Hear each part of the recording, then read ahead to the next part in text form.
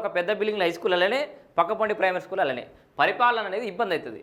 అన్నీ ఒకే గొడుగు కింద తీసుకొస్తే పరిపాలన సౌలభ్యంగా ఉంటుంది. సో ఈజీగా ఉండే అవకాశం ఉంది. ప్రైవేట్ స్కూల్ లెక్క స్కూల్ పిల్లలకు బ్రేక్ఫాస్ట్, లంచ్, ఈవినింగ్ స్నాక్స్ ఒకే ప్రాంగణంలోని విద్యాసంస్థలన్నీ విలీనం. సర్కార్కు తెలంగాణ విద్యా కమిషన్ సిఫార్సులట. రాష్ట్రంలోని ప్రతి మండలంలో 3 తెలంగాణ పబ్లిక్ స్కూళ్లు, మరో 4 తెలంగాణ ఫౌండేషన్ స్కూళ్లను ఏర్పాటు చేయాలని విద్యా కమిషన్ సిఫార్సు చేసింది. ప్రైవేట్, కార్పొరేట్ స్కూళ్లకు ధీటుగా ప్రతి మండలంలో 2 రకాల స్కూళ్లను ఏర్పాటు చేయాలని ప్రభుత్వానికి సూచించింది. ఇటీవల సీఎం రేవంత్ రెడ్డిని విద్యా కమిషన్ చైర్మన్ మాజీ ఐఏఎస్ ఆకునూరి మురళి నేతృత్వంలోని కమిషన్ టీంను కలిసింది. ఈ సందర్భంగా సర్కారు స్కూళ్ల బలోపేతానికి కమిషన్ ప్రతిపాదించిన సిఫార్సులను అందించింది. దీనిపై సీఎం రేవంత్ రెడ్డి సానుకూలంగా స్పందించినట్టు కమిషన్ ప్రతినిధులు చెప్పారు.